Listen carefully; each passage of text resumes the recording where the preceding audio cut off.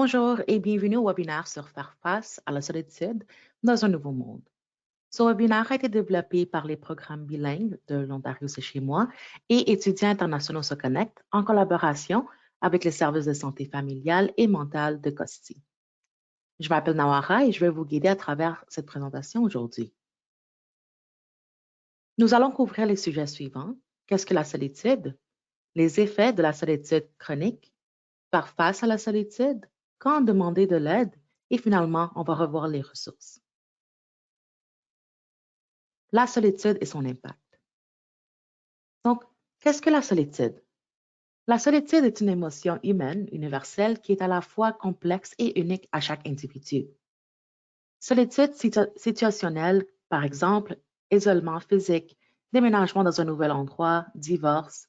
La plupart des étudiants internationaux seront confrontés à ce genre de solitude temporaire. Il y a aussi la solitude chronique. C'est si vous vous sentez seul et isolé pendant une longue période malgré le fait d'être entouré de gens. Il se caractérise par un sentiment constant et implaçable d'être seul, séparé ou divisé des autres, et une incapacité à se concentrer à un niveau plus profond.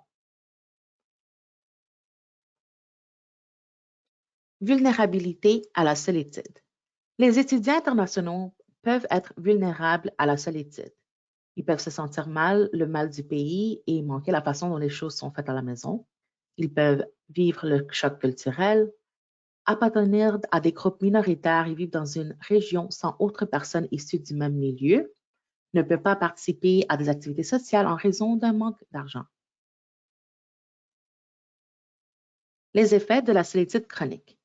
Si le sentiment de solitude persiste pendant une longue période, cela peut entraîner des risques importants pour la santé. Alcoolisme et consommation de drogue, fonction cérébrale altérée, maladies cardiovasculaires et accidents vasculaires cérébraux, diminution de la mémoire et de l'apprentissage, mauvaise prise de décision et dépression et suicide. Faire face à la solitude.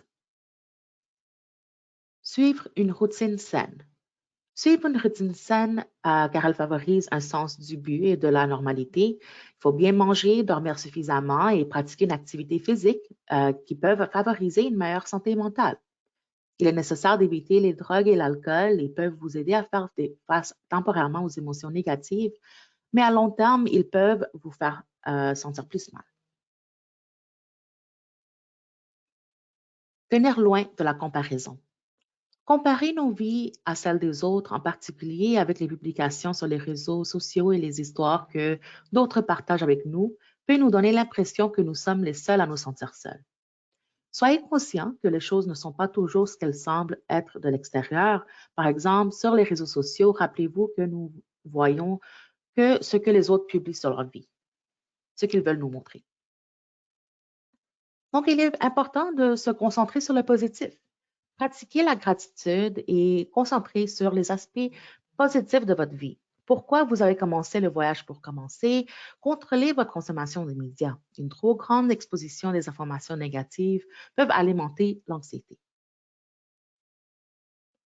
Apprendre à se relaxer. Exercice et étirement. C'est très nécessaire de faire de l'exercice, à être actif physiquement. Faire de la lecture peut nous aider à se calmer, à se relaxer, écouter de la musique, à faire de la méditation ou des prières, à écrire dans un journal et faire nos favoris passe-temps. Socialiser et rester connecté. Essayez de rejoindre une classe ou un groupe en fonction de vos passe-temps ou de vos intérêts. Cela pourrait inclure des groupes en ligne si vous ne pouvez pas assister aux événements en personne. Le bénévolat est un bon moyen de rencontrer des gens. Aider les autres peut aussi vraiment aider à améliorer votre santé mentale. Faites un effort pour faire des petites discussions avec des personnes telles que des caissiers, des réceptionnistes, des personnes à l'école.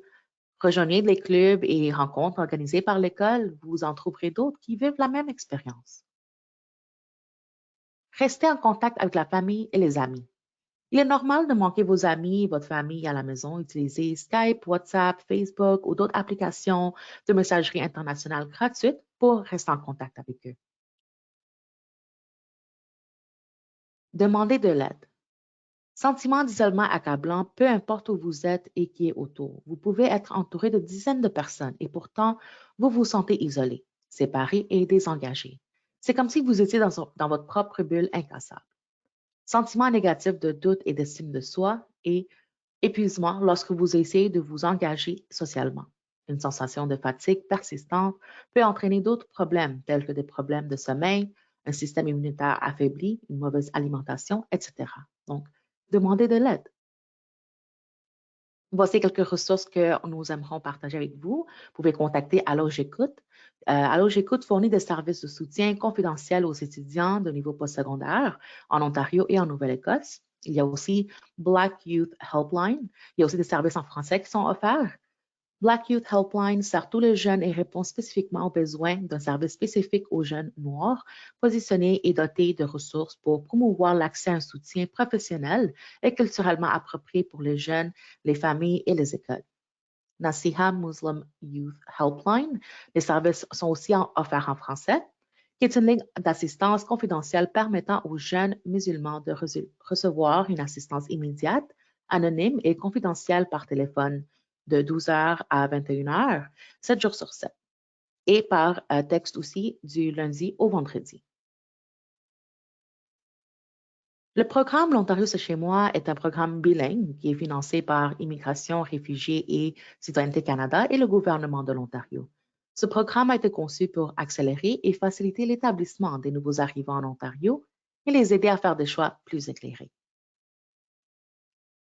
Étudiants internationaux se connectent, offrent de l'information et de l'orientation sur l'établissement aux étudiants internationaux qui poursuivent des études postsecondaires en Ontario.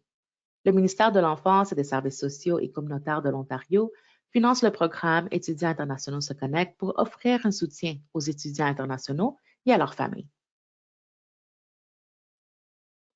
Costi Immigrant Services est une agence multiculturelle communautaire avec 18 emplacements à Toronto, la région de Peel et la région de York.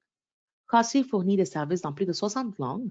L'année dernière, plus de 40 000 personnes, comme nouveaux arrivants et réfugiés, ont reçu de l'aide dans la région du Grand Toronto. Costi Immigrant Services gère les programmes de Autour, donc l'Ontario c'est chez moi, et ISC, Étudiants internationaux se connectent. Nous sommes reconnaissants des services de santé familiale et mentale de Costi qui nous ont aidés à développer ce webinaire. Merci beaucoup d'avoir assisté à ce webinaire et bonne journée.